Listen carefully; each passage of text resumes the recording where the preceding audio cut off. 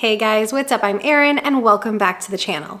Depending on your age, you likely have different financial priorities. For example, when you're 20, the things that are most important to you and the things you should be focusing on are likely very different than the things that matter most to, say, someone who's in their 40s or 50s or beyond. And being that your financial life is a marathon and not a sprint, I thought it might be fun to visit some of those most important things you should be looking at in each decade of life to assess whether or not you're on track. First and foremost, in your 20s, you want to develop the habit of investing. Your 20s probably come with a lot of firsts, like maybe you're renting your first place, you get your first real job that comes with your first real paycheck that you now have to figure out how to divvy up between all of life's wants and needs. While a great thing to do with your very first paycheck is to take a small portion of it and set it aside for your future. At this point, it really doesn't matter how much you're investing, just that you're developing that habit of investing. It could be $100 from every paycheck, or it could be $25 from every paycheck. Like I said, the amount doesn't matter. What matters is that you're developing this habit and you're getting started investing. And the best way to do it is to make it automatic, so that once a month or bi-weekly, this money is taken from your account or from your paycheck and put into investments of your choosing. You may decide to open a Roth IRA, or perhaps maybe you stick with an employer-sponsored retirement plan, or maybe you go with both. There's really no wrong choice, but the one thing to keep in mind is that your 20s are likely a decade of change, and that could mean that you're going to change employers.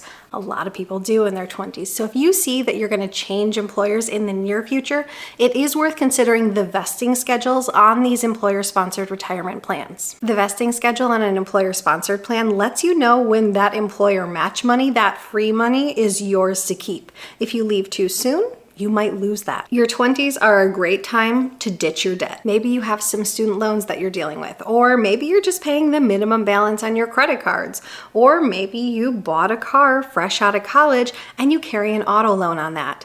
I love the idea of hunkering down and getting serious and paying off this debt as quickly and aggressively as possible. It's so easy to continue living like a broke college kid in your 20s. No one's gonna judge you. Or if you're among the millions of young adults who've moved back home to live with mom and dad, take advantage of this time when your cost of living is low, tackle that debt, and free up your paycheck. Everyone needs an emergency fund. Ideally, over time, you build up this emergency fund to have at least 3 months worth of expenses. But even having just a couple $1,000s in an emergency fund to fall back on when life throws you unexpected expenses can be a lifesaver. Say your phone breaks, or your car breaks down, or your pet has an emergency and has to go to the vet. Life has a way of throwing unexpected expenses our way, and without an emergency fund, you leave yourself incredibly vulnerable. Perhaps you have to turn to friends or family to borrow money, or worse, credit cards, which come with astronomical interest rates. Having money set aside to cover those unexpected surprises that life will inevitably throw at you will help you to feel more confident with your finances, and it will help to keep you on track. Take the time to invest in you. Choose a career that you enjoy, but also one that has growth and earning potential, because your financial life gets so much easier if you have a bigger shovel to work with. Don't be afraid to test out different careers, get additional certifications, and don't be afraid to even change companies. I love the quote, "People may spend their whole lives climbing the ladder of success, only to find once they reach the top, the ladder is leaning against the wrong wall." Make sure that you're setting yourself up to climb the right ladder. And so much of that comes down to career choice. You want to be investing in yourself, both time and money, because setting yourself up to climb that right ladder, putting yourself in a career that has a lot of growth and earning opportunities down the road, will pay far more dividends than simply trying to scrimp and save and invest on a very small income throughout your entire life. Building that habit of saving and investing is incredibly important, and I'm not trying to diminish that, but setting yourself up in a career that has double or triple the earning potential, that's a far better investment. Once you hit your 30s, you likely have a direction and are hitting your stride in your career. You've likely had a handful of pay raises, you've got a bigger paycheck that you're working with, you've got some momentum behind you. So now you want to focus on beefing up that savings rate. Whereas in your 20s, you might have been saving any old odd amount. In your 30s, you really want to strive and try to hit 15 to 20% of your income. And that may feel like a really big jump depending on what your current savings rate is, but you can start off with small changes. Maybe every 6 months you up your savings rate by 1%, or every time you get a pay raise, you split that raise in half goes straight to your investments and you get to enjoy the other half. Now is the time to get deliberate with your dollars. And if you're aiming for a traditional retirement age, you still have a very long runway. So get to work while time is on your side to allow compounding interest the time it needs to work its magic. Your 30s are often dubbed the messy middle. Perhaps you're working your way up your career ladder, but maybe at the same time you're buying your first home, or you're getting married, or maybe you're starting a family of your own. And all of these things can feel like they stretch your budget really thin. So maybe, yes, your paycheck could be larger, but maybe it doesn't feel like it's going further. It can be so easy for lifestyle creep to happen in your 30s. At this point, you feel like you've been grinding away for 10 or 15 years and you just want to elevate your lifestyle just a little bit, and it feels like everyone around you is living their best life.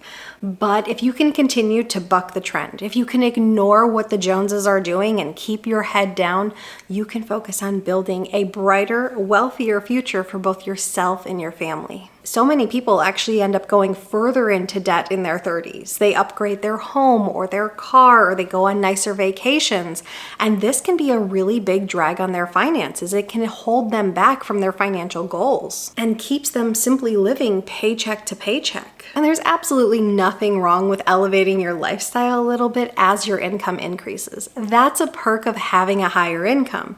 But you just want to make sure that you're also increasing your investment contributions and that you're not living beyond your means. In your 30s, you want to get intimately familiar with your finances. That means every single year, you're creating a personal net worth statement. You're following a budget. You know all the dollars that are coming in, and you know exactly where they're going every single month. You don't want to leave your financial future up to chance. So much of doing well with your money actually comes from having an awareness of what is happening with your money.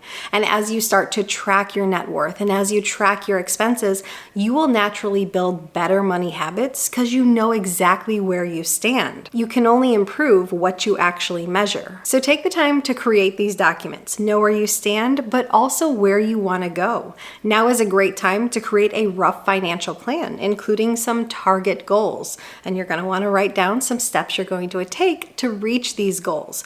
Writing it down makes it real. Writing it down makes it achievable. The good news is if you spent your 20s and 30s getting your financial house in order, you started investing. You've paid off your debts. Maybe not the mortgage, but all of your other debts. You're building your career. You know where you stand financially and where you want to go.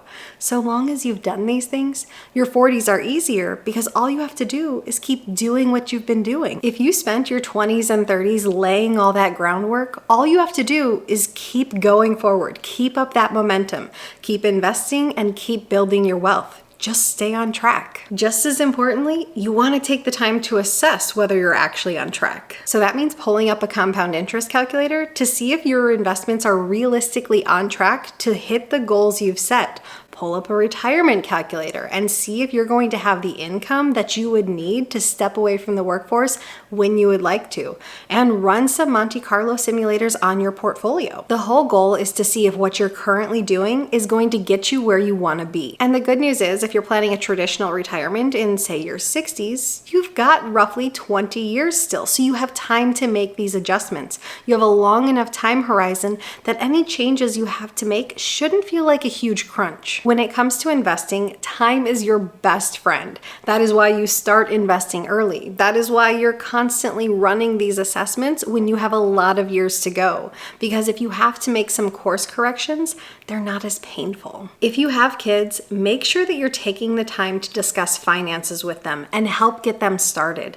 52% of high school students cannot pass basic financial literacy tests. Financial education cannot be left to the school system. And of course, different financial subjects are more or less appropriate at different ages. But ensuring that your kids are exposed to all of these financial subjects over time can set them up for a lifetime of financial success and really help them avoid a lot of financial pitfalls. In your 50s, ask yourself, can you max out your accounts? For many, this decade is kind of the home stretch, and a lot of accounts at this time offer catch-up contributions. Think the IRA and the 401k.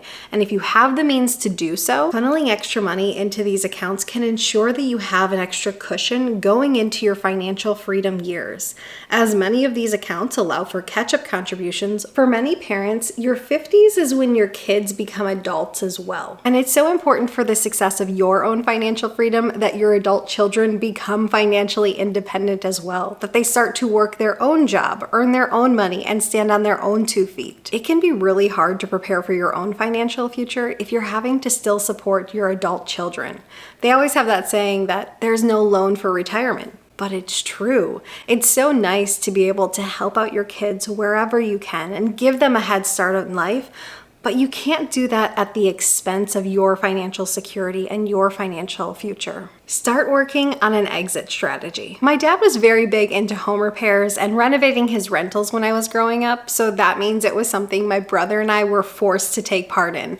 And I cannot explain to you the number of times he said the phrase, measure twice, cut once. And while that is very useful when you're doing construction, it also applies to other areas of life, like your finances. Again, you want to take the time to measure and make sure you're on track to hit your financial goals. If your intention is to walk away from the workforce and walk away from a paycheck in your 50s or in your 60s, you want to start running your hypothetical retirement budget and see, do you have the income necessary to cover that? Consider what your ideal retirement looks like. Do you have the nest egg to support that? Or will you have that nest egg to support that? And if you find that you're falling a little bit short, you're going to have to make some adjustments. The last thing you want to do is leap into retirement only to find that you have a financial shortfall and that you have to go back to work. So whether it comes to home repairs or finances, measure twice, cut once. Being that most people aim to retire in their 60s, the goal is that you've reached financial independence at this point and that you can live life out on your own terms. So maybe you decide to retire, or maybe you choose to continue working, but you get to choose to do this because you want to rather than because you have to. At this point, you've been on your financial journey for the better part of 4 decades, and you likely have a very sizable portfolio, which means the goal is now to preserve your wealth and make it last throughout your entire lifetime, or perhaps for many generations to come. So you have to develop a spending and investing plan that will help carry you through what are hopefully the next few decades and help you to really enjoy your financial independence. And this plan might come about with the assistance of very qualified accountants, lawyers, and financial planners. It can be really helpful to have this sounding board to know if you're on the right path, as these professionals have likely seen thousands of scenarios over the course of their career, and you've likely only ever seen one, yours. Many people have the goal to leave something to their children or their grandchildren, which is amazing and wonderful, and creating a plan so that things are transferred as you intend is incredibly useful. At the very least, you want to make sure you have the proper beneficiary designation on all of your accounts, which is definitely something you should be doing long before your 60s. Do that throughout the course of your entire life, and if there are changes to be made, make sure you update those beneficiaries. But maybe this also at this time involves creating a trust, or maybe establishing your own accounts for these people you want to pass on money to. And a big part of legacy planning is making sure that you're having an open dialogue with the next generation about finances, so they're prepared to handle any inheritance that is coming their way. So many people who receive an inheritance are actually ill-prepared to handle it, and they end up squandering it away. Having this open dialogue and ensuring that they're prepared to handle what you intend to leave them can ensure that your legacy will live on. Financial planning is a lifelong endeavor. Sure, different goals take priority at different phases of your life, but it is definitely something you're going to stick to throughout the course of your entire life. What phase are you at? Let me know your thoughts in a comment down below. I post new videos every single week. If you got anything at all out of this one, please give it a like. If you're new here, please consider subscribing, or if you know of someone who might get something out of this type of content, please consider sharing. I'll see you soon. Bye.